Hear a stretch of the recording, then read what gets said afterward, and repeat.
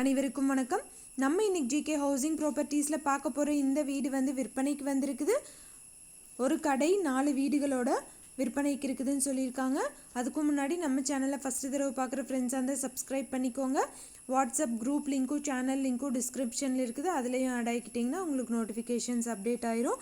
இந்த இடம் வந்து கோயம்புத்தூர் மாவட்டம் ஆர்எஸ்புரமில் தடாகம் ரோடு சுண்டபாளையம் கிட்ட அமைஞ்சிருக்குது.